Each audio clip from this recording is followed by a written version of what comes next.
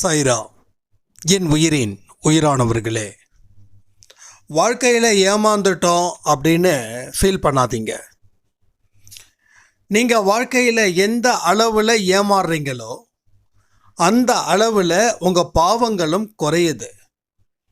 அதே போல் ஒவ்வொரு விஷயத்துலேயும் ஒரு புதுசான விஷயங்களை நம்ம கற்றுக்கிட்டே வந்துக்கிட்டு இருக்கோம். கஷ்டப்படுறவங்க, கண்ணீர் விடுறவங்களுக்கு இருக்கக்கூடிய அறிவு மற்றவர்களுக்கு கொஞ்சம் குறைவு தான். ஏன்னா இந்த கண்ணீரும் இந்த கவலையும் இந்த துன்பமும் இந்த சோதனையும் தான் ஒரு மனுஷனை பெரிய அளவில் உயர்த்தி நிற்குது. நீங்கள் எந்த அளவில் கஷ்டத்தை தாங்குறீங்களோ அதில் ஒரு அனுபவம் கிடைக்கிது பாருங்க. அந்த அனுபவம் உங்கள் வாழ்க்கையில் உங்களுக்கு வெளிச்சத்தை நிச்சயமாக அது கொடுக்குது. கடவுளை நம்பிக்கை எதுக்காக வைக்கிறாங்க? உங்கள் வாழ்க்கையில் உங்களுக்கு ஒரு சப்போர்ட்டிங் தேவைப்படுது. மனிதர்கள் கொஞ்ச நாள் இருப்பாங்க, கொஞ்ச நாள் போயிடுவாங்க. ஆனால் கடவுள் என்னைக்கும் உங்கள் கூட நிரந்தரமாக இருப்பாங்க. நீங்கள் இன்றைக்கி கற்றுக்கிட்ட ஒரு அறிவும் ஆன்மாவில் பதிவில் கொண்டு போய் சேர்க்குது. நம்ம ஹிந்துஸில் மறுஜென்மம் அப்படின்றது ஒன்று இருக்குதுன்னு தெளிவாக நம்ம நம்புகிறோம். அப்போது நீங்கள் அந்தந்த ஜென்மத்தில் என்ன கற்றுக்கிறீங்களோ அது எல்லா ஜென்மத்திலையும் பயன்படுது. பூமியில் சம்பாதிச்சது பூமியில் விட்டுட்டு போகிறோம். ஆனால் அறிவு சம்பந்தப்பட்டது நாம் இந்த உலகத்தை விட்டு போகும்போது அதையும் எடுத்துகிட்டே போகிறோம். அப்போ அடுத்த பிறவிலையும் அந்த அறிவு நம்ம கூடவே நிற்குது. அந்த அறிவு அழிக்கப்படுறதே இல்லை. அதான் லைஃப்பில் நிறைய விஷயங்கள் பாருங்கள். ஒரு வீடு இன்றைக்கி நம்ம ஆசையாக கட்டுறோன்னு வச்சுக்கோங்க. ஆசையாக கட்டுறோம், ஆனால் கட்டுறதுக்கு முன்னாடி அந்த இடம் எப்படி இருந்தது? கட்டினதுக்கு பின்னாடி அந்த இடம் பெரிய மாளிகை மாதிரி இருக்கு. அடுத்தது ஒரு 100 வருஷமோ இல்லை 150 வருஷமோ, நான் அதிகபட்சமாக சொல்கிறேன், மறுபடியும் அது தரைமட்டமாக்கப்படும். புரியுதா உங்களுக்கு? அப்போது எது எங்கேருந்து வருதோ அது அந்த இடத்துக்கு தான் அது போய் சேரும். வெறும் இடத்துல இருந்து தான் வீடு உருவாச்சு. உருவாக்கப்பட்டது மறுபடியும் வேறு இடமா மறுபடியும் போகுதா இல்லையா? எந்த ஒரு பொருளை நீங்கள் வாங்கினாலும் சரி, அதுக்குன்னு ஒரு டியூரேஷன் இருக்கு. அது நாள் முடிஞ்சிடுச்சுன்னா அந்த பொருள் நம்மளை விட்டுட்டு போயிடும். புது செருப்பை நம்ம வாங்கி போடுறோம். அதிகபட்சமாக 6 மாதம் இல்லை 1 வருஷம் இல்லை 2 வருஷம் நம்ம செருப்பு போடுற யூசேஜை பொறுத்து அந்த செப்பல் தேயிலையா அப்படின்னு. ஸோ புது செருப்பு ஆரம்பத்தை வீட்டுக்குள்ளே வச்சுருப்போம். போட ஆரம்பித்ததுக்கப்புறம் அந்த செருப்பு வெளியில் இருக்கும். அது புதுசுன்றதால உள்ளே தூக்கி வச்சுக்க போகிறது இல்லை. அப்போ எல்லா பொருளுக்கும் அந்த டெப்ரிசியேஷன் இருக்குது. ஆனால் உன்னோட அறிவுக்கு மட்டும் தேய்மானம் கிடையாது. அந்த அறிவு மட்டும் எனக்கு எப்படி இருக்கும், வளர்ந்துக்கிட்டே தானே இருக்குமே தவிர குறையாது. அப்போ வாழ்க்கையில் ஒரு பாடத்தையும் நீ எப்படி கற்றுக்கிற, என்ன கற்றுக்கிற, என்ன தெரிஞ்சுக்கிட்ட, சரி தெரிஞ்சுக்கிட்டதை மறுபடியும் உன் வாழ்க்கையில் நீ எப்படி அப்ளை பண்ண போகிற, அப்ளை பண்ணி எப்படி ஜெயிக்க போகிற. என் வாழ்க்கையில் நான் கற்றுக்கிட்ட பாடங்கள் பலது. ஆனால் ஒரு பாடம் மட்டும் என்னைக்கும் என் வாழ்க்கையில் தேவைப்படுது. அது கடன் வாங்காத, கை கட்டி நிற்காத. கடன் வாங்க ஆரம்பிச்சனாவே அங்கே கை கட்டி நிற்கிறேன்னு அர்த்தம். உன்னோட மரியாதை நீ கெடுத்துக்காத. கடன் வாங்கினா நீ அவனுக்கு அடிமை. உன் கடனை கொடுத்து முடிக்கிற வரைக்கும் நீ அவனுக்கு அடிமை. அவன் எங்கே போனாலும் சலாம் போடணும், அவன் எங்கே போனாலும் சிரிக்கணும், அவன் என்ன சொன்னாலும் சரிங்கன்னு சொல்லிட்டு போகணும். இல்லாட்டி எடுத்து வையடா காசு அப்படின்னுவான். அப்போது ஏன் இதை சொல்கிற அப்படின்னா, அன்னைக்கு கற்றுக் கொடுத்த பாடம், கடன் வாங்கினா என் முன்னாடி கையை கட்டி நிற்கணும். கடன் வாங்கலை அவசியமே இல்லை. நான் நினச்சா சிரிக்கலாம், நான் நினச்சா ஹலோ சொல்லலாம். நான் நினச்சா பார்க்கலாம், நான் நினச்சாதான் உங்ககிட்ட பேசவே முடியும். ஆனால் கடன் வாங்கினா நான் நினைக்கலனாலும் நான் பேசி தான் ஆகணும். ஏன்னா டேபிள் எடுத்து கேஷை வைடான்னு சொல்லிடுவா. அப்போ வாழ்க்கையில் கற்றுக்கிட்ட பாடம், கடன் வாங்காத. தேவை இருக்குதோ தேவை இல்லையோ, கடன் கடன் தான். அப்போ அந்த பாடத்தை நான் படித்ததால் கொஞ்சம் தெளிவாக இருக்கேன். ஒருவேளை அந்த பாடத்தை அன்றைக்கி படிக்கலைன்னா இன்றைக்கி நான் தெளிவில்லாமல் போயிருப்பேன். என்னை காப்பாற்ற யாராலையும் முடியாது. ஸோ வாழ்க்கைன்றது ஒவ்வொருத்தவங்களுக்கும் ஒவ்வொரு விதமான ஒரு எக்ஸ்பீரியன்ஸ் லெசனே கொடுத்துருக்கோம். அதை சரியாக படித்தா வாழ்க்கையில் ஜெயிக்கலாம். ஸோ அவமானப்படுறதும் தோற்பதும் இங்கே ஜெயிப்பதற்கு தானே தவிர தோற்பதற்காக இல்லை. தோக்குற மாதிரி தெரியும், ஆனால் நம்ம ஜெயிக்க போகிறோம். அப்போ கடவுளோட பலம், கடவுள் மேலே வச்சிருக்கக்கூடிய நம்பிக்கை, இது உங்களை பல இடத்துல காப்பாற்றும். நீங்கள் சாயப்பாவுக்கு மட்டும் ஒரு உண்மையான மனுஷனா நீங்கள் இருந்துட்டீங்க அப்படின்னா, கண்ணுக்கு தெரியாத பெரிய பெரிய நோயாக இருக்கட்டும், கண்ணுக்கு தெரியாத பெரிய பெரிய எதிர்ப்புகளாக இருக்கட்டும், அத்தனையும் அதை முறியடித்து கொண்டு வந்து நிறுத்துவார். இதெல்லாம் கண்ணுக்கு தெரியாமல் நடக்கக்கூடிய விஷயங்கள். அதாவது நைட்டு தூங்குறோம், காலையில் எந்திரிக்கிறோம், இது உங்களுக்கு சாதாரணம். ஆனால் எத்தனையோ பேர் நைட்டு தூங்கி காலையில் எந்திரிக்கல, தூக்கத்தோட போயிடுச்சு உயிர். ஆனால் நாம் எந்திரிச்சிருக்கோம்.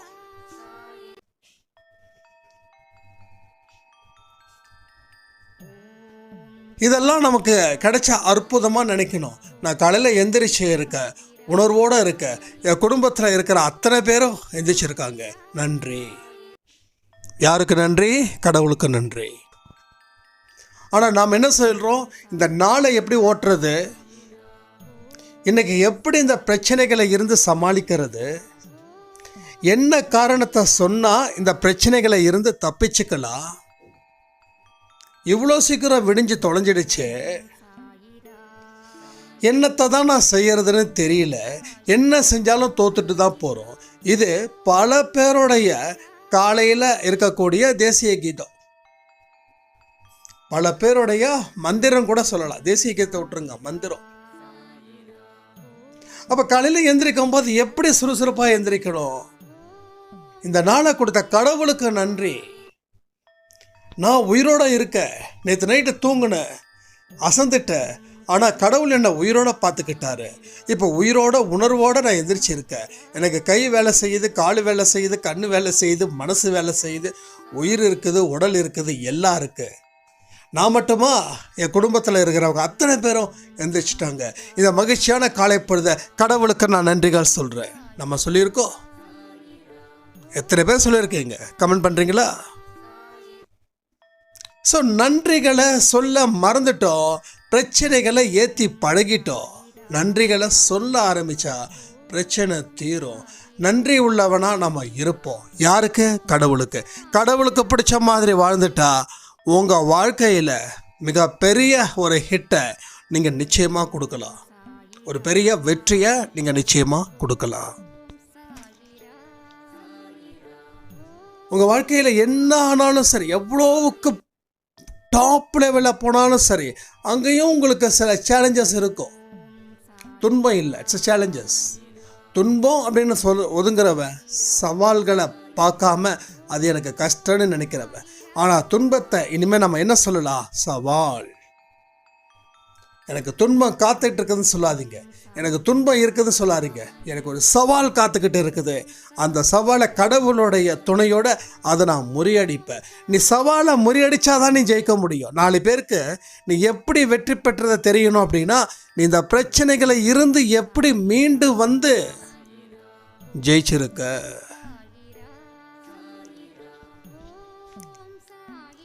அப்போதான் உலகம் உன்னை கொண்டாடும். ஒரு மனுஷனுடைய வெற்றி அவனுக்கு பின்னாடி இருக்கக்கூடிய உழைப்பு மட்டும் இல்லை.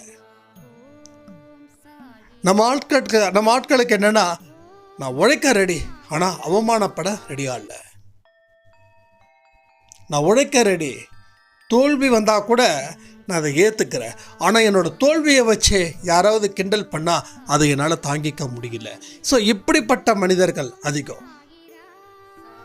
உழைப்பு அப்படின்னாவே அதுக்கு பின்னாடி இந்த விஷயங்கள் அத்தனையும் இருக்கும். அவமானம் இருக்கும், தோல்வி இருக்கும், உங்களை கிண்டலோ நக்கலோ எல்லாம் செய்வாங்க. நீங்கள் ஒன்றுத்துக்கும் பயன்படாத ஒரு ஜந்துன்னு கூட சொல்லுவாங்க. அப்படிதான் சொல்லுவாங்க. அதையெல்லாம் கடந்து தான் ஜெயிக்க முடியும். 8 மணி நேரம் உழைச்சா வருமானம் வந்துடுமா? உழைப்புக்கு பின்னாடி இருக்கக்கூடிய விமர்சனம், உங்களை எதிர்த்து பேசக்கூடிய விமர்சனம், அதை நீங்கள் எப்படி முறியடிக்கிறீங்க? அதுக்கு பதில் கொடுத்த காலத்தை வீணாக்குறீங்களா, இல்லை அதுக்கு பதிலே கொடுக்காம அதை தாண்டி வரீங்களா? இதை பொறுத்து தான் உங்கள் வாழ்க்கை. நல்லா கேட்டுக்கோங்க. நாம் பாட்டுக்கு எந்த பிரச்சனைகளும் இல்லாமல் நம்ம வீட்டில் சில விஷயங்களை, நல்ல விஷயங்களை செய்வோம். உங்கள் சொந்தக்கார மக்கள் இருக்காங்களே, அவங்க உங்களை கேவலமாக பேசுவாங்க. நம்ம உடனே அவங்களுக்கு ரியாக்ட் பண்ணிட்டோன்னா உங்கள் கவனம் போயிடும். இப்படி போக வேண்டியதை அப்படி போயிட்டீங்கன்னா அந்த சைடு உங்களுக்கு பிரச்சனை. ஆனால் போக வேண்டிய சைடில் தானே நீங்கள் போகணும். அப்போ வேறு சைடில் நீங்கள் ஏன் போகிறீங்கன்னா, அவங்க உங்களை சீண்டுறாங்க. அவங்க ஏன் உங்களை சீண்டுறாங்க தெரியுமா? நீங்கள் கோபப்படணும், நீங்கள் தோல்வியை தழுவணும். இந்த ஒரு விஷயத்துக்கு தான் அவங்க உங்களை சீண்டுறாங்க. ஆனால் அவங்க வெறிச்ச வலையில் நீங்கள் விழுந்துடுறீங்க. இங்கே அப்படி தான் நடக்குது. நம்ம வாழ்க்கையில் யாராவது ஏதாவது சொல்லிட்டாங்கன்னா அவங்களுக்கு எதுக்கு ரெஸ்பான்ஸ் பண்ணணும்னு கேட்குற.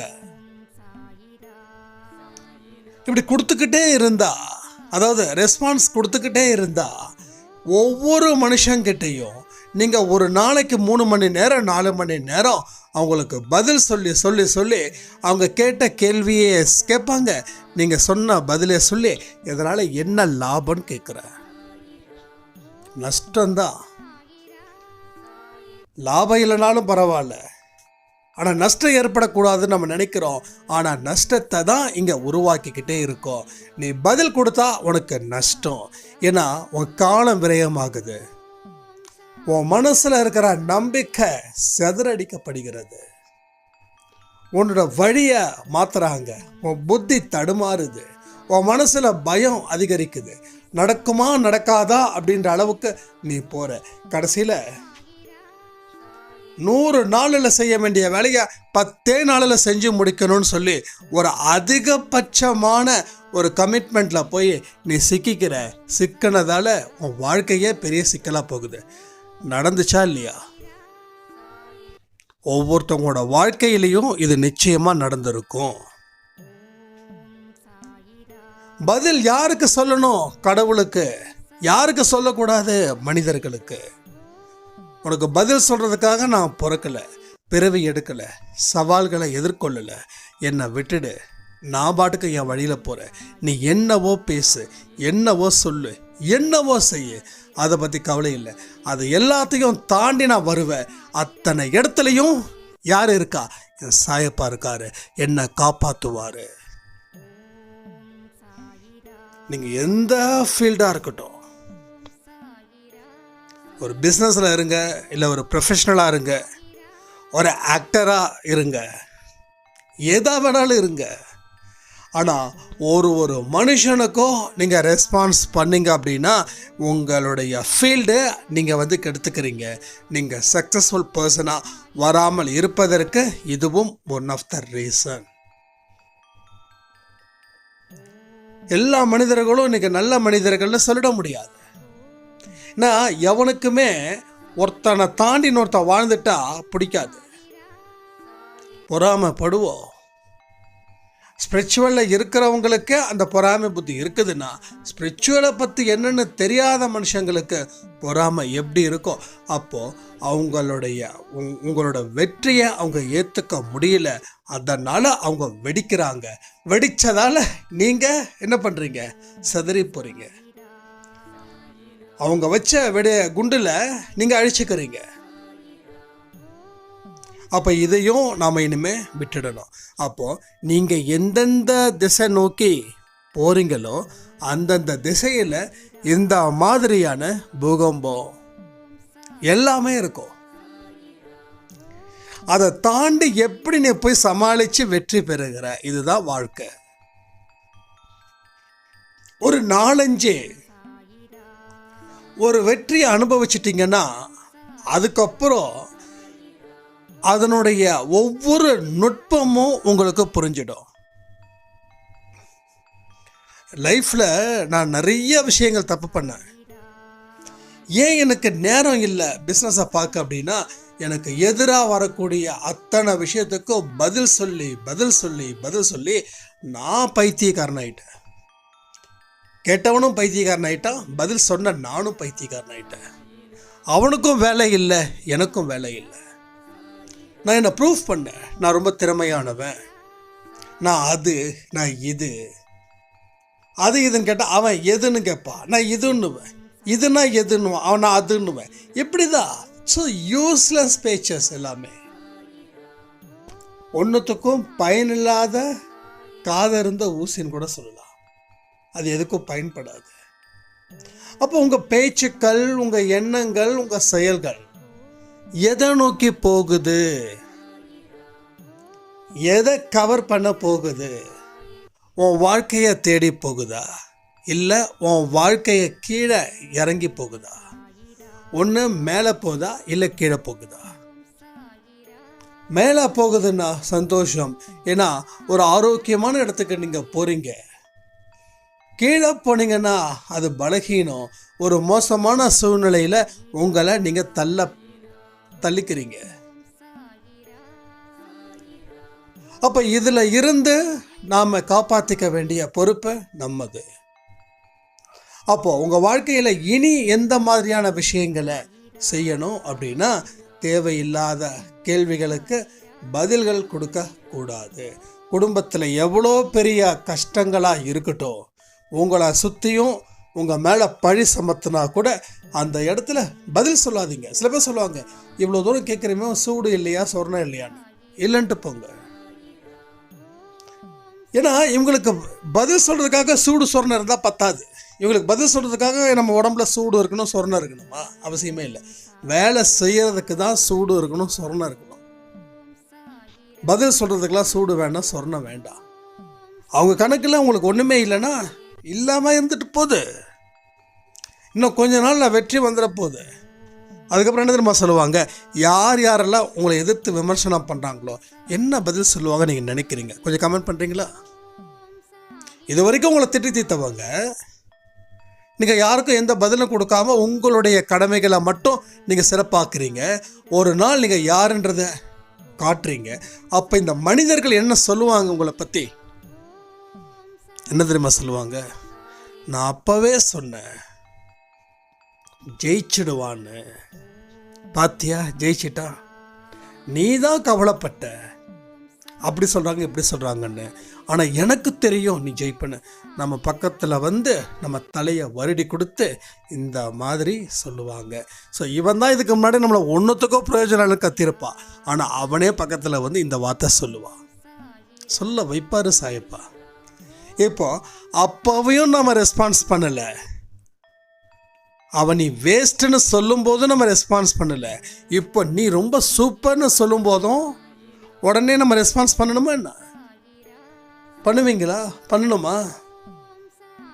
பண்ணக்கூடாது. நீ தோல்வியையும் ஏற்றுக்கல, வெற்றியையும் ஏற்றுக்கல, எல்லாமே சரிசமமாக பண்ணிட்ட. ஏன்னா நீ செய்யலை. எல்லாமே செய்ய வேண்டியது உன் கடவுள் உன் மூலமாக செய்கிறாரு.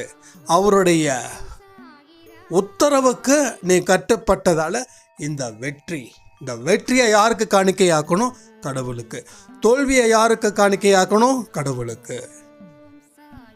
அப்போ வெற்றியையும் தோல்வியையும் நீங்கள் கடவுளுக்கு காணிக்கையாக்கினீங்கன்னா, அவரோட பாதத்தில் வச்சிங்கன்னா, தோல்வி மூலமாக வரக்கூடிய எந்த ஒரு வருத்தமும் உங்கள் வாழ்வில் இனி வராது. இனி வரவே வராது. ஆனால் தோல்வி வந்துட்டா பயம். அது எப்படி தோல்வி வருவதற்கு முன்னாடியே தோல்வி வந்த மாதிரி நீங்கள் ஒரு மைண்டை கிரியேட் பண்ணி முடியாத ஒரு விஷயத்த ஐயோ முடிஞ்சிடுச்சே, அதாவது தப்பாக சொல்கிறேன், நம்ம நினச்சி கூட பார்த்துருக்க மாட்டோம், இப்படி நடந்துடுச்சே அப்படின்னு. அது நடக்கவே இல்லை, ஆனால் நடந்துடுச்சே. ஏன் இந்த கேள்வி, ஏன் இந்த ஒரு கன்க்ளூஷன், ஏன் ஒரு முடிவுக்கு நீங்கள் வரீங்க? இதெல்லாம் மிகப்பெரிய தவறு. ஏன்னா இந்த மாதிரி தவறுகளை நாம் திரும்ப திரும்ப செஞ்சதால தான் வாழ்க்கையில் வெற்றின்ற ஒரு பக்கத்துக்கே நம்ம வரமாட்டேன்றோம்.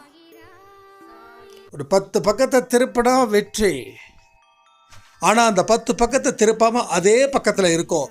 அதே பக்கத்தில் இருந்து தேவையில்லாத படிப்புகளை படிச்சுக்கிட்டு இருக்கோம். அந்த பக்கத்தை படித்தாச்சு, அடுத்த பக்கத்துக்கு வாங்கினா யாரும் வர தயாராக இல்லை. ஏன்னா பதில் சொல்கிறதுல நேரத்தை வீண் பண்ணிக்கிட்டே இருக்கோம். இந்த உலகம் ஒன்று முட்டாள்னு சொன்னால் ஆமாம் முட்டாளுன்னு சொல்லுங்கள், அறிவாளின்னு சொன்னால் ஆமாம் அறிவாளின்னு சொல்லுங்க.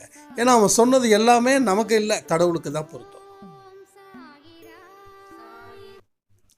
அதுக்காக நம்ம ஒன்றுமே செய்யாமல் முட்டாள்னு சொன்னால் அது உங்களுக்கு பொருந்தும். உங்கள் வழியில் நீங்கள் செல்லும்போது மற்ற மக்கள் வம்புக்காக உங்களை கூப்பிடும்போது அந்த வம்பு பேச்சு நீங்கள் பேசலை அப்படின்னா உங்களை முட்டாள்னு தீர்மானிச்சாங்கன்னா விட்டுட்டு போங்க. சில பேர் சொல்லுவாங்க, உனக்கெல்லாம் வாழ்க்கை வாழவே தெரியல, ஒரு நல்ல ஒரு தந்திரக்காரனாக இருக்கணும், நீ எல்லாம் இப்படி இருக்கி அப்படின்னா அந்த தந்திரக்காரனாக இருக்க வேண்டான்னு சொல்லுங்கள். அவங்கக்கிட்ட இல்லை, உங்ககிட்ட சொல்லுங்கள். ஏன்னா நீங்கள் ஒருத்தனை தந்திரத்தால் அவனை ஏமாத்துறீங்கன்னா அதே மாதிரி இன்னொருத்தனால நீங்கள் ஏமாற்றப்படுவீர்கள். அது இதை விட பலகீனமாக இருக்கும் உங்கள் வாழ்க்கையில். நீங்கள் எந்த அளவுக்கு ஒரு மனுஷனை ஏமாற்றி சம்பாதிக்கிறீங்களோ அந்த அளவுக்கு சம்பாதிச்சதில் விட 10 மடங்கு உங்ககிட்ட இருந்து அந்த காசு உங்களுக்கே தெரியாமல் போயிடும். சில பேர் சொல்லுவாங்க, நான் உழைக்காம சில இதெல்லாம் நான் சம்பாதிக்கிறேன் ஆனால் நல்லதுக்கு பயன்படுத்துகிறேன் அப்படின்னா, உழைக்காமல் எந்த ஒரு பைசாவும் அது நல்லதுக்கு பயன்படுத்தவும் கூடாது. ஸோ எதை வச்சு நீ அடுத்தவங்களுக்கு கொடுக்குற அதுதான் இங்கே கணக்கு.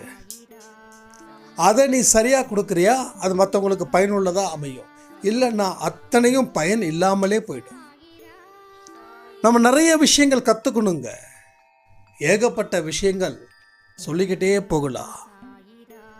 வாழ்க்கையில் ஒவ்வொன்றும் ஒவ்வொரு புதுவிதமான படிப்புகள் தான். இங்கே படிப்புகளுக்கு நிறைய வேலை இருக்குது. படித்தா மட்டும் பத்தாது, எல்லா விஷயத்தையும் நம்ம வாழ்க்கையில் பயன்படுத்தணும். ஸோ சொல்லுங்கள், ரொம்ப தைரியமாக சொல்லுங்கள். அவமானமும் துன்பமும் உங்களுக்கு நேர்ந்தால் இனிமேல் நீங்கள் என்ன செய்ய போகிறீங்க? உங்கள் குரல் மனசில் ஒலிக்கட்டும். இனி துன்பமோ அவமானமோ எனக்கு இல்லை, நான் நேர்மையான வழியில் போகும்போது யாருக்கும் எந்த பதிலும் கொடுக்கறது என் வேலை இல்லை. ஏன்னா நான் சாயப்பாவோட குழந்தை. என்னுடைய எண்ணம், என்னுடைய மனசு எல்லாமே என்னுடைய செயல்களை மட்டும்தான் இருக்குமே தவிர போகிறவங்களுக்கு வரவங்களுக்கு பதில் சொல்லக்கூடிய விதமாக அது இருக்காது. என்னோட சோம்பேறித்தனத்தை நான் களைவேன். ஒரு உற்சாகமான மனநிலையில் என்னை தயார்படுத்துவேன். என்னோட சாயப்பாவுடைய வழிகாட்டுதலின்படி நான் இந்த வாழ்க்கையை வாழ்ந்து சாதிப்பேன். அது மூலமாக வெற்றிகள் வந்தாலும் சரி இல்லை தோல்விகள் வந்தாலும் சரி என்னை எதுவும் செய்யாது, செய்யவும் கூடாது. இதெல்லாம் உங்கள் மனசில் நீங்கள் எப்பெல்லாம் உங்கள் மைண்டில் ஃப்ரீயாக வச்சுருக்கீங்களோ அப்போல்லாம் நினைக்கணும். இல்லை உங்கள் மைண்டு வேறு பக்கம் போகும்போது அப்போல்லாம் நீங்கள் நினைக்கணும். நல்ல நல்ல வார்த்தைகளை உங்கள் மொபைலில் எழுதி வச்சுக்கோங்க. அது உங்கள் வாழ்க்கையை பெரிய அளவில் மாற்றத்தை ஏற்படுத்தும். உங்கள் வாழ்க்கையில் இருக்கிற ஒவ்வொரு விஷயங்களும் சரி சிறப்பாக்கிக்கிறதுல நம்ம ரொம்ப தெளிவாக இருக்கணும். ஏன்னா இதுவரைக்கும் வாழ்ந்த வாழ்க்கையில் காலத்தை என்ன பண்ணோம், அதை யூஸ் பண்ணிக்கிட்டோமா? ஒரு மனுஷனுக்கு ஒரு பொருள், ஒரு gift வாங்கி கொடுக்குறீங்க, உங்கள் சொந்த பந்தத்துக்கு. நீங்கள் ஒரு ஃபாரினில் இருக்கீங்க, உங்கள் ஃப்ரெண்டுக்கு உங்கள் ரிலேட்டிவுக்கு ஒரு லேப்டாப் பாயிண்ட் வந்து கொடுக்குறீங்க. அந்த லேப்டாப்பை அவங்க நல்லபடியாக பயன்படுத்துறது தெரிஞ்சால் நெக்ஸ்ட்டு டைம் வரும்போதும் அவங்களுக்கு வேறு ஏதாவது ஒன்று வாங்கிட்டு வந்து தருவீங்க. அந்த லேப்டாப் அவங்க பயன்படுத்தவே இல்லைன்னா நீங்கள் என்ன பண்ணுவீங்க? அடுத்தது எதுவும் வாங்கிட்டு வர மாட்டீங்க. நம்ம என்ன வாங்கி கொடுத்தாலும் அது வந்து குறை சொல்லுவாங்க, இல்லை அதை யூஸ் பண்ணாமல் விட்டுடுவாங்கன்னு. அப்போ காலம் என்ன நினைக்குதுன்னா, இவனுக்கு 24 மணி நேரமும் நம்ம கொடுத்துருக்கோம், இவன் எந்த நேரத்தையும் பயன்படுத்த மாட்டேன்றான். அட்லீஸ்ட் இனிமேலாவது இவன் பயன்படுத்தினா பரவாயில்ல, அதுவும் செய்ய மாட்டேன்றான்னு காலம் உங்களுக்கு அவகாசம் கொடுக்காமலும் போயிடும். ஒரு நொடி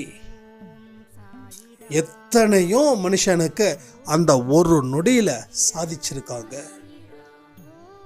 ஒரு நொடியில செய்யக்கூடிய ரிசல்ட் வெற்றியை அமைஞ்சிடுச்சுன்னா அவங்க வாழ்க்கையிலேயே ஒரு பெரிய சாதனை படைக்கக்கூடிய ஒரு இடமா இருக்கு. அந்த நொடியை நாம் எதுக்கு பயன்படுத்துகிறோன்னா, சும்மா பயன்படுத்துகிறோம், எதுக்குமே உபயோகம் இல்லாமல் பயன்படுத்துகிறோம். யோசிச்சு பாருங்களேன், கொஞ்சம் யோசிச்சு பாருங்க. உங்களோட வயசு என்ன? உங்கள் நினைவு தெரிஞ்ச காலத்தில் இருந்து உங்கள் வாழ்க்கையில் என்ன நீங்கள் பிரயோஜனமாக செஞ்சீங்க? நீங்கள் எதெல்லாம் பிரயோஜனமாக செஞ்சீங்களோ அப்போல்லாம் அந்த காலத்தை நீங்கள் சரியாக பயன்படுத்திக்கிட்டீங்க. எதெல்லாம் செய்யலையோ நீங்கள் அந்த காலத்தை பயன்படுத்தலை. ஆக அந்த காலத்தில் நீங்கள் வாழ்ந்தீங்க, வாழ்ந்து என்ன செஞ்சீங்கன்றது முக்கியம்.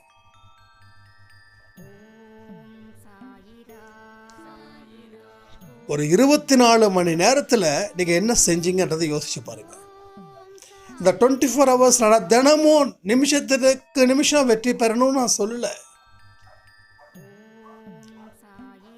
அப்படி செய்யவும் முடியாது. லாஸ்ட் 24 hours காலத்தை நீங்கள் பயன்படுத்தியிருந்தீங்கன்னா எஸ் அப்படின்னு சொல்லுவீங்க.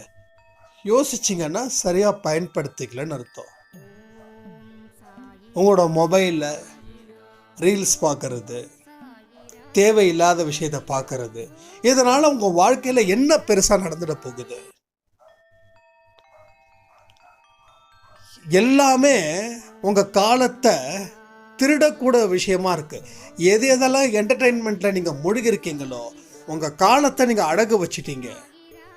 அடகு வச்சதை எடுக்கவே முடியாது. வித்த மாதிரி இது. இன்றைக்கி ஒரு 10 மணி நேரத்தை நீங்கள் வித்துட்டீங்க, அடுத்த நாள் 5 மணி நேரத்தை வித்துட்டீங்க, அதுக்கு அடுத்த நாள் 1 மணி நேரத்தை வித்துட்டீங்க. இப்படி ஒவ்வொரு நாளைக்கும் குறைஞ்சது 5 மணி நேரமோ 1 மணி நேரமோ நீங்கள் விற்றீங்கன்னா வித்தது தான். அது உங்கள் சொத்து இல்லை, அது வேற ஒருத்தர் சொத்து. அப்போ இப்போ நீங்கள் ஒரு என்டர்டெயின்மெண்ட்டில் இறங்குறீங்க, ஒரு 1.5 மணி நேரம் 2 மணி நேரம் ஒரு மூவியை பார்க்குறீங்க. நீங்கள் மூவி பாருங்கள், நான் வேண்டாம்னு சொல்லலை. ஆனால் என்ன சாதிச்சு எதுக்கு நீங்கள் இளைப்பாறுவதற்காக அந்த மூவியை பார்க்குறீங்க? சாதிக்காமல் பார்க்கறது தப்பு, வெற்றி பெறாமல் பார்க்கறது தப்பு. ஏதாவது ஓகே ஒரு 2 மணி நேரம் சந்தோஷமாக பார்த்துட்டு வரலாம் அப்படின்றது கரெக்டு. இல்லை எனக்கு மைண்டில் ரொம்ப டிப்ரெஷன், ரொம்ப ஸ்ட்ரெஸ்ஸு, அதனால் நான் மூவி பார்க்க போகிறேன். சரி, ஓகே, நீங்கள் அந்த 3 மணி நேரம் மூவி பார்த்தீங்க. அடுத்த 3 மணி நேரத்தை மூவி பார்த்த நேரத்தை உங்களால் அடுத்த 3 மணி நேரத்தை நல்ல விஷயத்துக்கு பயன்படுத்த முடியுமா? அப்போ டிப்ரெஷன் உங்களுக்கு மூவி பார்த்ததால போயிடுச்சு. ஒரு ஹாப்பியாக என்ஜாய் பண்ணீங்க, ஓகே சந்தோஷம். இப்போ உங்களுக்கு கிளியர் ஆகிடுச்சு. அப்போது உங்களுடைய இலக்கை அடுத்த 3 மணி நேரத்தை நீங்கள் அங்கே கொடுத்ததால அது ஈக்குவல் பண்ணுறதுக்கு என்ன வழி இருக்குது?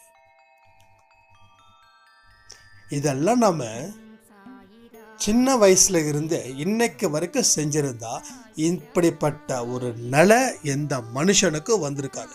பேசுகிற எனக்கும் சரி, கேட்குறவங்களுக்கும் சரி. ஏதாவது ஒன்று செய்ய, ஆனால் செஞ்சுக்கிட்டே இரு. என் லைஃப்பில் பிஸ்னஸ் பண்ண முடியாத அளவுக்கு என் கைகள் கட்டப்பட்டது. ஏன்னா பெரிய அளவில் பிரச்சனைகள். பிஸ்னஸில் பேரை கெடுத்துக்கிட்டோன்னா அந்த ஊரில் நம்ம பிஸ்னஸ் செய்யவே முடியாது.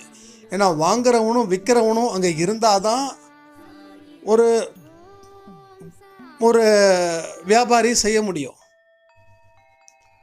பொருளை வாங்குறவனும் நம்மளை நம்பி கொடுக்கணும், விற்கிறவனும் நம்மளை நம்பி வாங்கணும். அப்போது நம்ம பேர் கெட்டுடுச்சுன்னா நம்மக்கிட்ட பொருளை கொடுக்குறவனு கொடுக்க மாட்டா, அப்படியே கொடுத்தாலும் வாங்குறவன் நம்ம மேலே நம்பிக்கிறேன்னா வாங்கவும் மாட்டான். அப்போ என்ன ஆகும்? வீணாக போயிடும். அப்போது நம்மளுடைய ஒவ்வொரு விஷயமும் நம்ம எந்த இடத்த நோக்கி போகிறோம், எந்த மனநிலையில் இதை வச்சிருக்கோம் அப்படின்றது இங்கே ரொம்ப முக்கியமான ஒரு விஷயமா இங்கே இருக்குது. அப்போ என்னால் எதுவுமே செய்ய முடியல அப்படின்னும் போது என்னோட கைகள் கட்டப்பட்டது. அப்போ ஏதாவது ஒன்று செய்யணும் அப்படின்னு நினைக்கும் போது தான் நான் செஞ்ச ஒரு விஷயம், என்னோட உடம்பை நான் குறைச்சது, அடிக்கடி எக்ஸசைஸ் பண்ணது. எந்த டைமும் வயிற்றில் கொஞ்சம் சாப்பாடு இறங்கிடுச்சு, கொஞ்சம் கம்மியாக இருந்துச்சு அப்படின்னா உடனே 2 மணி நேரம் ஒர்க் அவுட். ஆனால் ஏதாவது ஒன்று செய்யணும், மூளைக்கு வேலை கொடுக்குற மாதிரி செய்யணும். உடல் உழைப்பு நமக்கு இன்னும் இல்லை.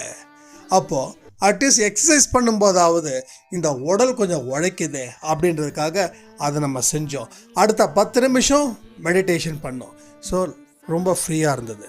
அப்போது என்ன செய்யறதுன்னு தெரியல அப்படின்னு சொல்லி உக்காந்து நாம் பொழுதுபோக்கு செய்யக்கூடிய விஷயத்தில் இறங்கிட்டேன்னா பூஜ்ஜியம். இப்போ அன்னைக்கு நான் எக்ஸசைஸ் பண்ணதால் இன்னைக்கு வரைக்கும் என்னால் அந்த எக்ஸசைஸ் பண்ண முடியுது. ஏன்னா அன்னைக்கு ஒன்றுமே பண்ண முடியலன்னும் போது ஆரம்பித்த ஒரு விஷயம் இன்னைக்கு நமக்கு பயன் கொடுக்குது. அப்போ ஏதாவது ஒன்று செஞ்சுக்கிட்டே இருக்கணும். ஏதாவது ஒன்று செய்ய தான் உங்கள் மனசில் அடுத்தது என்ன விஷயங்கள் நடக்குது அப்படின்னு. ஸோ 4 மணிக்கு வாக்கிங் போக ஆரம்பித்த கடன்கள் அதிகரித்த நேரம். அப்போ 4 மணிக்கு வாக்கிங், 4:30 மணிக்கு வாக்கிங் அந்த வாக்கிங் போகும்போது மனசில் ஏகப்பட்ட விஷயங்கள் சொல்லி கொடுக்குது. இதை செய்யலாம், அதை செய்யலாம், இதை இப்படி ஹேண்டில் பண்ணலாம், அதை அப்படி ஹேண்டில் பண்ணலாம். இவங்க ஒரு பிரச்சனை இருக்குதுன்னா அவங்ககிட்ட நேரடியாக போய் பேசலாம். அப்போ அதுக்கப்புறம் வீட்டுக்கு வந்ததுக்கப்புறம் ஃப்ரெஷ்அப் ஆகி சாயப்பா கிட்ட நல்லா ப்ரே பண்ணிக்கிட்டு அதுக்கப்புறம் காலையில் என்னென்ன விஷயங்கள் நம்ம செய்யணும்னு அந்த டைமில் நினச்சோமோ அது அத்தனையும் செய்ய ஆரம்பித்தோம். அதில் நம்ம அவமானப்பட்டதும் உண்டு. அதுதான் நான் சொன்னேன், நேர் வழியில் போகும்போது பொய் பேச வேண்டிய இடத்துல பொய் பேசிக்கிட்டே இருந்த இடத்துல உண்மையை பேசும்போது அது மூலமாக துன்பங்கள் அடையும் போது இந்த துன்பம் அத்தனையும் எனக்கு சேராது, என் சாயப்பாவுக்கே சேரும். ஏன்னா அவர் சொல்லிட்டாரு நீ உண்மையை தான் பேசணும் அப்படின்னு.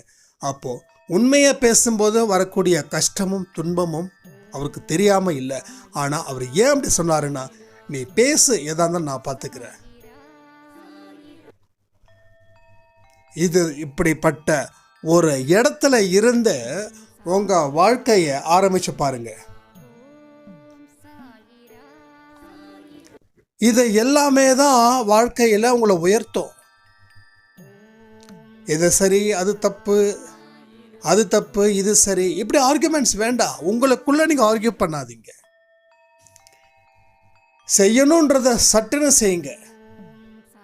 நான் என்ன பண்ணுறது தெரியல, ஒரு 2 மணி நேரத்துக்கு எனக்கு நான் டிவி பார்க்க போகிறேன் அப்படின்ற மாதிரி தாண்டி, ஓகே இந்த 2 மணி நேரத்துக்கு என்ன பண்ணுறது தெரியல, எனக்கு மனசில் ஒரு பெரிய ஒரு கஷ்டங்கள் இருக்குது அப்படின்னா, நீங்கள் பெண்களாக இருந்தாலும் சரி, ஆண்களாக இருந்தாலும் சரி, வீட்டை சுத்தப்படுத்துங்க. இல்லை வீட்டில் கார் இருக்குதா, காரை நல்லா சுத்தம் பண்ணுங்க. வீட்டில் நல்லா ஒட்டடை அடிங்க. பீரோவில் இருக்கக்கூடிய துணிங்களை ஒரு தடவை அடுக்கி வச்சு பாருங்க. பழைய பேப்பர்ஸ்லாம் எங்கெங்கெல்லாம் இருக்கோ அதை எல்லாத்தையும் ஒன்றா எடுத்து பக்கத்தில் இருக்கிற மளிகை கடையில் கொண்டு போய் போட்டு அவன் கொடுக்குற காசுக்கு ஏதாவது பொருளை வாங்கிட்டு வாங்க. இதெல்லாமே நீங்கள் செய்யணும். ஏன்னா இது எல்லாமே உங்கள் மூளைக்கு வேலை கொடுத்தா உங்கள் மனசு நல்லாயிருக்கும். ஆனால் மூளைக்கு வேலை கொடுக்கலன்னா உங்கள் மனசு என்ன தெரியுமான்னு தேடும், சுகத்தையே தேடும். சும்மா இரு, இப்போ என்ன எடுப்போது, உட்காந்து படம் பார்க்கலாம், உட்காந்து சீரியல் பார்க்கலாம், இப்படி தான் தோணும். ஸோ என்ன செஞ்சோம், எப்படி செஞ்சோம், இந்த காலத்தை என்ன பயன்படுத்தணும்? ஸோ வீட்டை நாம் தான் சுத்தம் பண்ணி ஆகணும். நம்ம ஆள் வைக்கிற அளவுக்கு இங்கே யாரும் இது கிடையாது இல்லையா? எல்லாமே மிடில் கிளாஸ் ஃபேமிலிஸ் தான். அப்போ இந்த மாதிரியான விஷயங்கள் எல்லாத்தையும் செஞ்சு இழுத்து போட்டு நீங்கள் வேலை செஞ்சீங்கன்னா அதுக்கப்புறம் நல்ல ஒரு சாப்பாடு சாப்பிட்டதுக்கப்புறம் உங்கள் மனசு ஒரு பெரிய ரிலாக்ஸ், என்னமோ பெரிய சாதித்த மாதிரி ஒரு கெத்து வரும். அது அடுத்த கட்டத்துக்கு கொண்டு போகும். இதெல்லாம் செஞ்சு பாருங்க. செஞ்சு பார்க்காம ஆயிடுமான்னு கேட்டிங்கன்னா ஆகாது, செஞ்சாதான் ஆகும். உங்கள் வீட்டை நல்லா சுத்தம் பண்ணுங்க, நல்லா தெளிவாக சுத்தம் பண்ணுங்க. ஒரு சின்ன ஒரு ரூம் எடுத்துக்கோங்க. அந்த ரூம் ஒரு ஹாலு, ஒரு ரூமு, கிச்சன். இப்போ ஹால் எடுக்கிறோம், 1/2 hour இருக்கிற அத்தனை ஒட்டடையும் எடுக்கணும். அடுத்தது அந்தந்த பொருளை அந்தந்த இடத்துல வைக்கணும். இப்போ உங்கள் ஹால் பார்த்தீங்கன்னா இது வரைக்கும் இந்த ஹால் இப்படி நீட்டாக இருந்து பார்த்ததே இல்லை. ஏன்னா இதுக்கு முன்னாடி நீங்கள் எப்படி பண்ணீங்கன்னா சுத்தம் பண்ணணுமே அப்படின்றதுக்காக பண்ணீங்க. ஆனால் இப்போ விருப்பப்பட்டு சுத்தம் பண்ணுறீங்க. அதனால் அந்த ஹால் உங்களுக்கு புது வீடு மாதிரி காட்சி அளிக்குது. இப்போ என்ன ஆகுது தெரியுமா உங்களுக்கு? வீடுனா இனிமேல் இப்படி தான் வச்சுருக்கணும். இப்போ ஒரு விழிப்புணர்வு வந்திருக்கா? இப்போது நீங்கள் காலத்தை வீண் பண்ணலை. ஸோ காலம் அப்படின்ற ஒரு ஆள் பார்க்குறா, கரெக்டாக பயன்படுத்தியிருக்காங்க. அதாவது இந்த காலத்தை சம்பாதிக்கிறதுக்கு மட்டும்தான் யார் சொன்னா? சம்பாதிக்கிறதுக்கு மட்டும்லாம் கிடையாது. இந்த காசை தேடியா அந்த காலம் ஓட சொல்லுது? காசு காசு காசுன்னு அலையவா சொல்லுது? அது இல்லை. நீ எதுக்காவது ஒரு பயனுள்ளதான ஒரு விஷயத்த செய்ய. ஆனால் எதையும் செய்யாமல் மட்டும் இருந்துடாது. நீ செஞ்சிட்டா உனக்கு அடுத்தது என்ன இதுன்றது தெரியும். இப்போ ரூமை சுத்தம் பண்ணியாச்சு, ஹாலை சுத்தம் பண்ணியாச்சு, கிச்சனை சுத்தம் பண்ணியாச்சு. இப்போ நல்லா கொஞ்சம் 1/2 hour ரெஸ்ட் எடுக்கிறீங்க. அதுக்கப்புறம் ஒரு சாப்பாடு சாப்பிட்றீங்க. சாப்பிட்டுட்டு இப்போ உங்கள் வீட்டை மறுபடியும் ஒரு பார்க்கும்போது உங்களுக்கு ஒரு போதிய மனநிறைவு கிடைக்கும். அப்போது உங்கள் மனசில் மிக மிக அழுத்தம் உங்களுக்கு இருந்தது. இப்போ இந்த அழுத்தம் எல்லாமே போயிடும். செஞ்சு பாருங்கள், செஞ்சு பார்த்தா தான் தெரியும். ஆனால் ப்ரெஷரோடு நம்ம செய்யக்கூடாது. எந்த ஒரு வேலையும் மைண்டு ப்ரெஷரோடு செய்யக்கூடாது. ஸோ காலத்தை வீணாக்கக்கூடாதுன்றதை வச்சு அப்போ சொல்லுவாங்க, ஏன்பா உனக்கு எவ்வளோ வேலை இருக்குது, உட்காந்து இதை செஞ்சுக்கிட்டு இருக்கியே, நீ முட்டாளான்னு கேட்பாங்க. அவங்களுக்கு இந்த மாதிரி இடத்துல தான் பதில் சொல்லக்கூடாது. அப்போ வீட்டை யார் க்ளீன் பண்ணுறதுன்னு நீங்கள் கேட்க அவங்க சொல்லுவாங்க, அதில் இன்னொரு நாள் செஞ்சுக்கலாம். இப்போ என்ன க்ளீன் பண்ணி என்ன பண்ண போகிற? உனக்கு இருக்கக்கூடிய பிரச்சனைகள் சரி, இப்போ க்ளீன் பண்ண மாதிரி தான் பிரச்சனை தீர்ந்துருமா? இது ஆர்குமெண்ட். இந்த ஆர்குமெண்ட் வேண்டாம். ஏன்னா அவங்க ஒரு பாயிண்ட்டை வைக்க, நீங்கள் ஒரு பாயிண்ட்டை வைக்க, கடைசியில் நாம் பண்ணது முட்டாள்ன்றதை அவங்க வாயாலேயே நம்மளை சொல்ல வச்சிடுவாங்க. அதனால் அந்த பிரச்சனைக்கு நீங்கள் போயிடக்கூடாது. அதில் நீங்கள் ரொம்ப தெளிவாக இருக்கணும். அதை நான் சொன்னேன், எல்லாருக்கும் ரெஸ்பான்ஸ் பண்ணாதீங்க. நீங்கள் செஞ்சது சரின்னா அது சரி, நீங்கள் செஞ்சது அது தப்புன்னா அது தப்பு. நாம் செஞ்சது தப்புன்னா மற்றவன் சரின்னா கூட அது சரி ஆயிடாது. சில பேரோட விஷயங்கள் பார்த்தீங்கன்னா தன்னுடைய மனசில் வரக்கூடிய கருத்துக்களுக்கு இம்பார்ட்டன்ட் கொடுக்கவே மாட்டாங்க. அடுத்தவங்க என்ன சொல்கிறாங்களோ அதுக்கு தான் இம்பார்ட்டன்ட் கொடுப்பாங்க. இப்போ நான் ஒரு பேண்ட்டோ ஷர்ட்டோ, ஒரு பிளாக் பேண்ட்டு, ஒரு பிளாக் டிஷர்ட், ஒரு பிளாக் ஜீனு, ஒரு பிளாக் டிஷர்ட் போடுறேன். நம்ம கொஞ்சம் ஒன்றும் பெருசாக அப்படியே அஜித் அவங்க மாதிரி கலர்லாம் கிடையாது. நம்ம சாதாரணமாக இருக்கக்கூடிய ஒரு கலர். இப்போது எனக்கு பிடிச்சிருக்கு, நான் போட்டு போகிறேன். எதில் ஒருத்தன் ஒரு உருவரை, இல்லைப்பா நீயே கருப்பு, நீ கருப்பு ட்ரெஸ்ஸை போட்டு போறியே, அசிங்கமாக இல்லையான்னா ஃபீல் பண்ணக்கூடாது, உடனே சேஞ்ச் பண்ணக்கூடாது. எனக்கு நான் பிடிச்சிருக்குது, என்னோட விஷயத்தை நான் மாற்றிக்க மாட்டேன். அப்போ மற்றவங்க என்ன ஜட்ஜ் பண்ணுறாங்களோ அதுதான் தான் வாழ்க்கைன்னு நினச்சி வாழ்கிறவங்க நிறைய பேர். இன்னைக்கு ஆண்களை விட பெண்கள் அதிகம் அந்த இடத்துல. எத்தனை பேருக்கு எப்படி ஒரு ஜட்ஜ்மெண்ட்டில் வாழ்ந்துட்டுருக்கீங்கிறத கொஞ்சம் கமெண்ட் பண்ணுங்கள். நல்ல விஷயங்களை எடுத்துக்கிறது தப்பு இல்லை, சில பேர் சொல்லுவாங்க இல்லையா, ஏமா அப்படி தூங்கிக்கிட்டே இருக்க, ஏதாவது வேலை செய்யலாம்னா அது நல்ல விஷயம் அது. ஏன்னா உங்களுக்கு வேலை செய்ய தான் சொல்கிறாங்க, தூங்க சொல்லலை. ஆனால் நம்ம வேலை செஞ்சுட்டு இருக்கும்போது ஏமா அப்படி வேலை செஞ்சுட்டு இருக்க, கொஞ்சம் தூங்கி ரெஸ்ட் எடுக்கலாம் இல்லைம்மா, அது தப்பு. தூங்குகிற நேரத்தில் தூங்கணும், வேலை செய்கிற நேரத்தில் வேலை செய்யணும், சாப்பிட்ற நேரத்தில் சாப்பிடணும். எல்லாத்தையும் நம்ம உல்டாவாக பண்ணியாச்சு. அதாவது காலையில் நல்லா சாப்பிடணும், மதியானம் ஓரளவுக்கு சாப்பிடணும், நைட்டு கம்மியாக சாப்பிடணும். ஆனால் இன்றைக்கி இருக்கக்கூடிய ட்ரெண்டு நைட்டு ஃபுல் கட்டு, காலையில் இன்னும் சாப்பாடு. ஏன்னா சாப்பிட்டது நைட்டு சாப்பிட்டது ஜீரணமாகல, காலையில் சாப்பாடு இல்லை. நீங்கள் தொடர்ந்து காலை சாப்பாடை கட் பண்ணிங்கன்னா உடம்புல அத்தனை நோய்களும் உங்களுக்கு வரும். ரொம்ப ரொம்ப மோசமாக இருக்கும். ஏன்னா நைட்டு ஃபுல்லாக நம்ம சாப்பிடாம இருக்கோம், அது காலையில் நம்ம சாப்பிட்டே ஆகணும். அப்போ நைட்டு எப்படி சாப்பிடணும் அப்படின்னா, எந்த அளவுக்கு கம்மியோ அந்த அளவுக்கு கம்மியாக சாப்பிடணும். காலையில் நீங்கள் ஒரு 6 இட்லி சாப்பிட்றீங்கன்னா நைட்டு 3 இல்லை 4 அப்படி தான் சாப்பிடணும். எது எது எளிதில் ஜீரணமாகுதோ அதை மட்டும்தான் சாப்பிடணும்.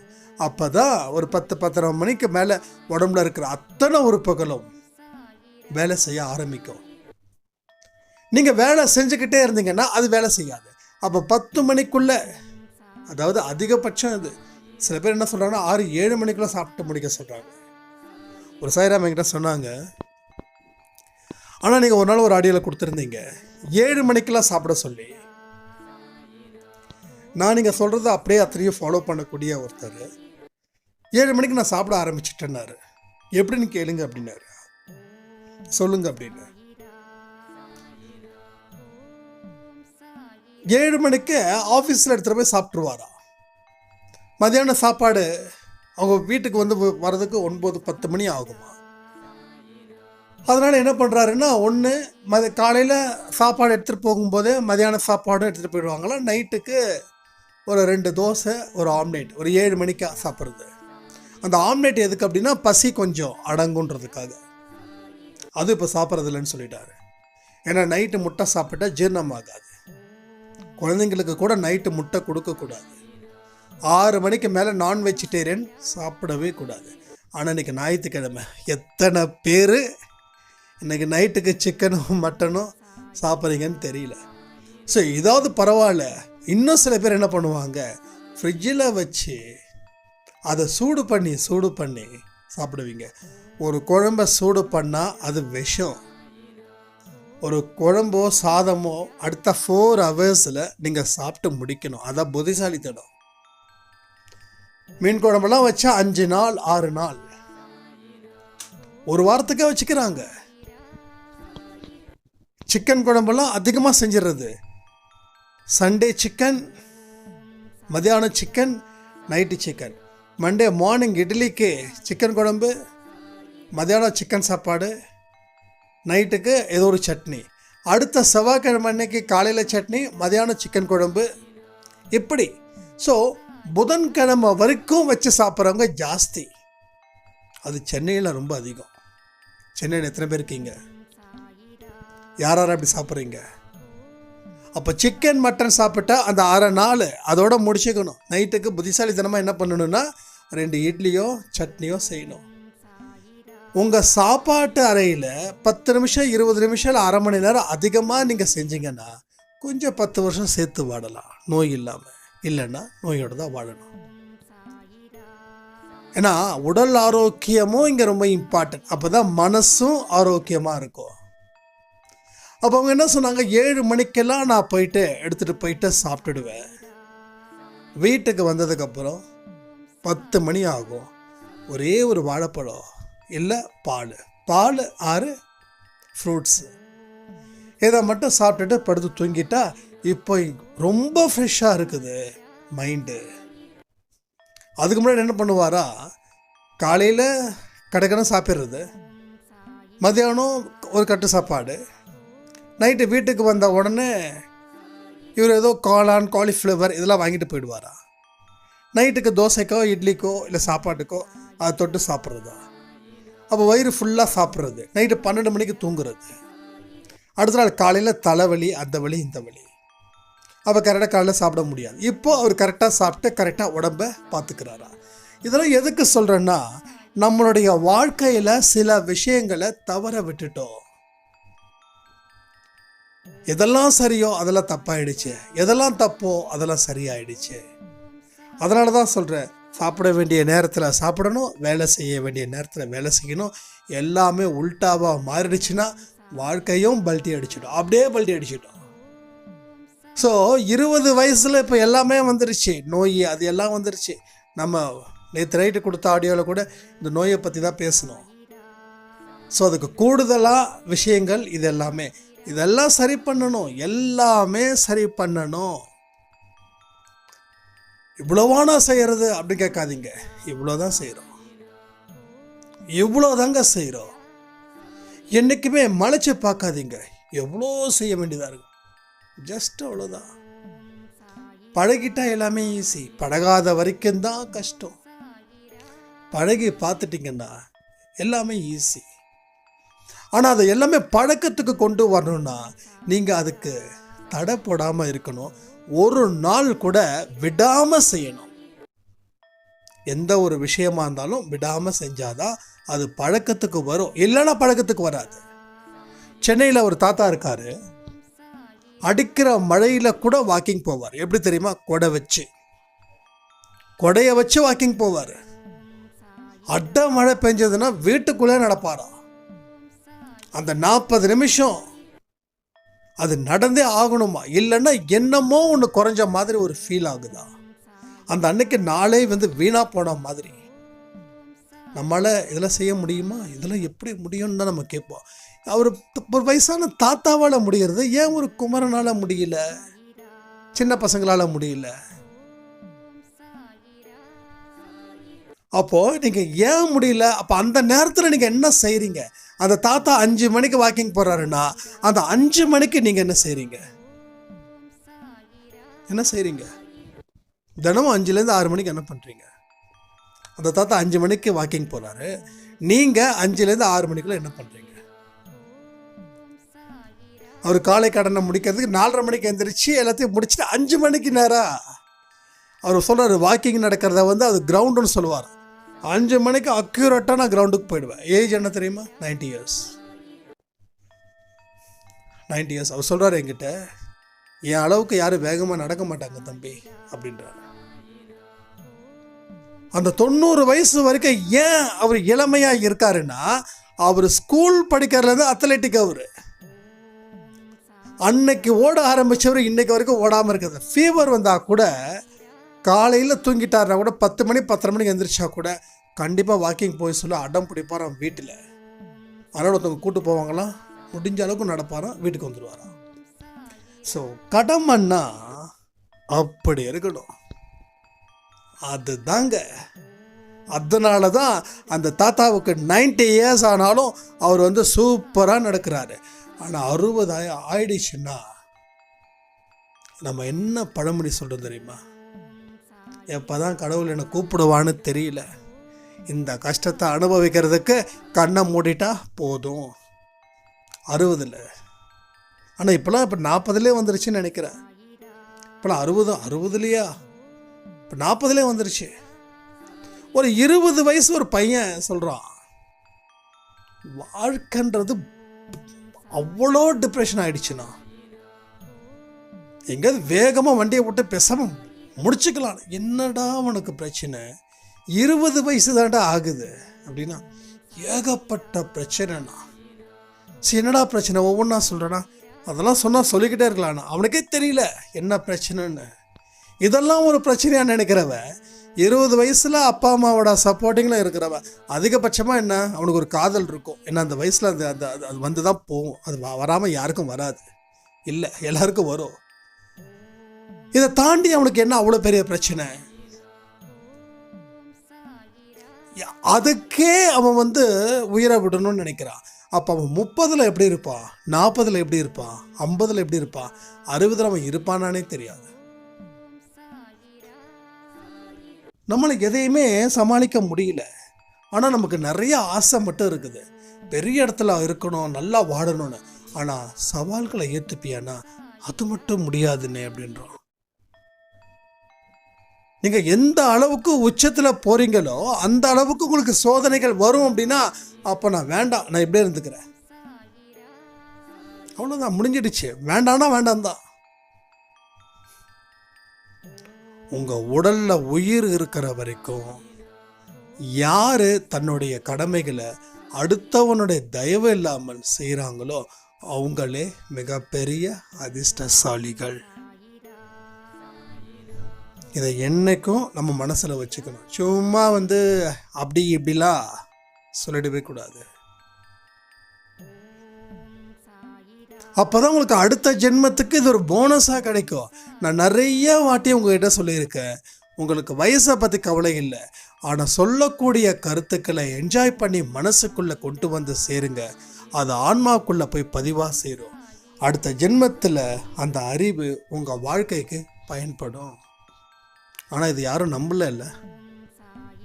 நான் எதை வச்சு நம்புகிறேன் அப்படின்னு நான் சொல்கிறேன். நான் இந்த அளவுக்கு நான் பேசுகிறேன் அப்படின்னா, ஒன்று நான் பெரிய பெரிய புக்ஸை படிச்சிருக்கணும், இல்லை வாழ்க்கையில் நிறைய அடிபட்டு மிதிப்பட்டு வந்திருக்கணும். நான் விழுந்த அடிலாம் ஒன்று பெரிய அடியே இல்லை. இங்கே எத்தனையோ பேர் இன்னும் எத்தனையோ பிரச்சனைகளை சந்திச்சிருக்காங்க. நான் சந்திச்சது கடன் பிரச்சனை தாண்டி வேற ஒன்றுமே இல்லை, வேற எதுவுமே எனக்கு பாதிக்கலை. ஆனால் இங்கே எத்தனையோ பேருக்கு கடன் பிரச்சனை மட்டும்தானே இருக்கு. ஏன் அவங்களுக்கு அந்த அறிவு வரலை? அப்போ எனக்கு ஏன், நான் என்னை பற்றி பெருமையாக பேசுகிறேன் தயவுசெய்து நினச்சிக்க வேண்டாம். ஏன்னா அந்த பெருமைக்கு எனக்கு எந்த சம்மந்தமும் இல்லை. இதை எதுக்கு சொல்கிறேன்னா, உங்களுக்கு இது முக்கியன்றதுக்காக நான் சொல்லிகிட்டு இருக்கேன். ஏன்னா நீங்கள் ஜெயிச்சா நான் ஜெயிச்ச மாதிரி, அதுக்காக நான் சொல்கிறேன். அப்போ பெரிய பெரிய படிப்பு படிக்கலை, பெரிய பெரிய ஸ்பீச்சஸ் போய் கேட்கல. இப்போ நான் 1 மணி நேரம் பேசிகிட்டு இருக்கேன், இதுக்கு எந்த ஹிண்ட்டும் நான் எடுக்கலை.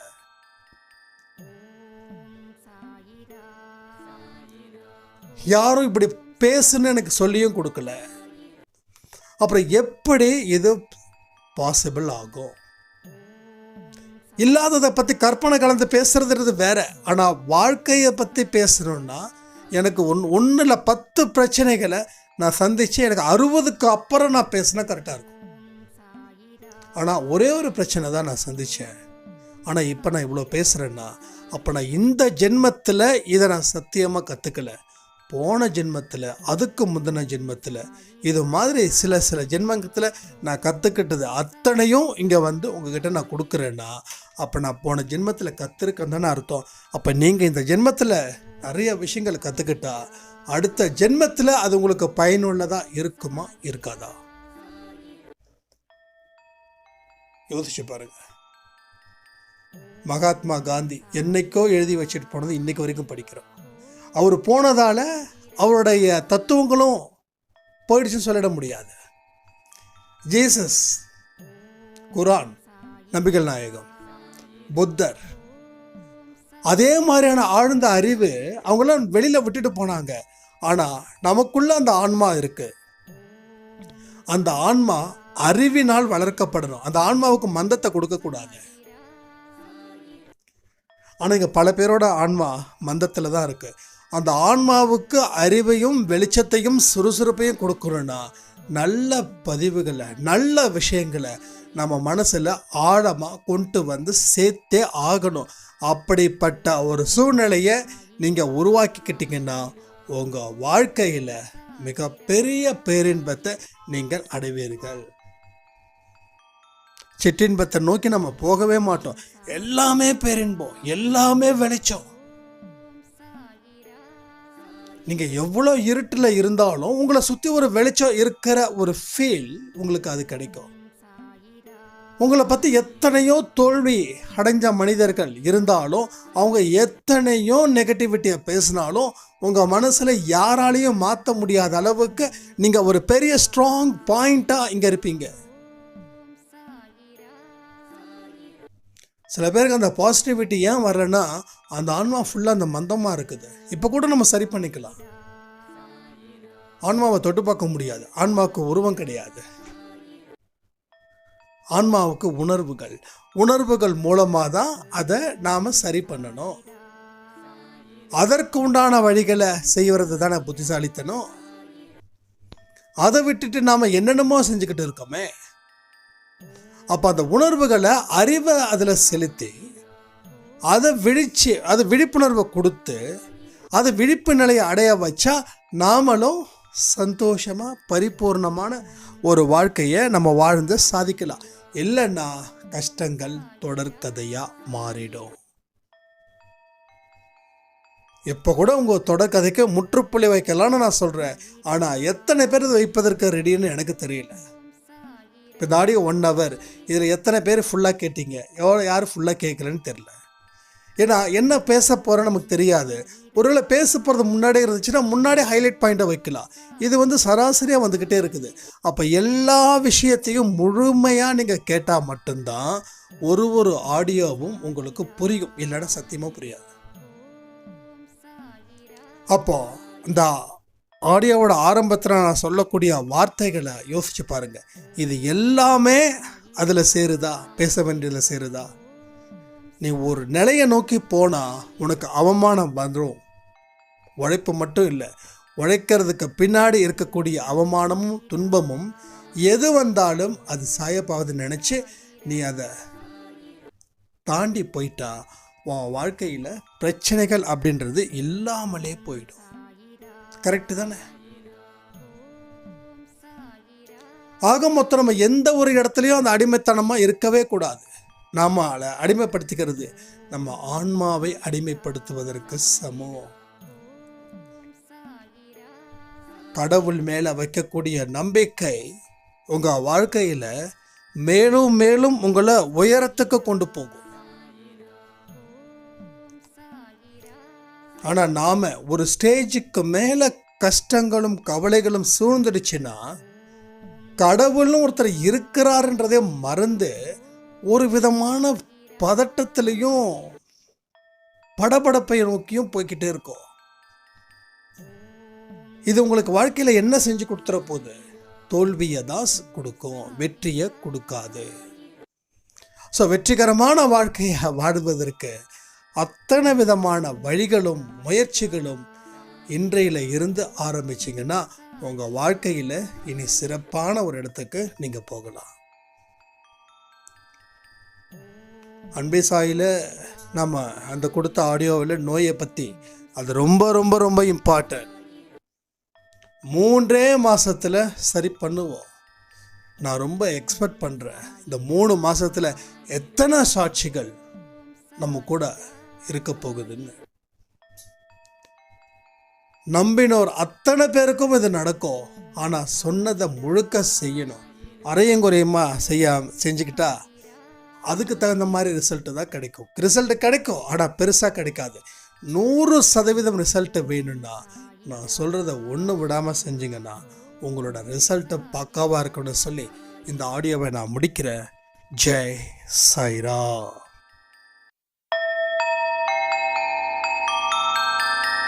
ஓம் சாயிரா சாயிரா, ஓம் சாயிரா சாயிரா.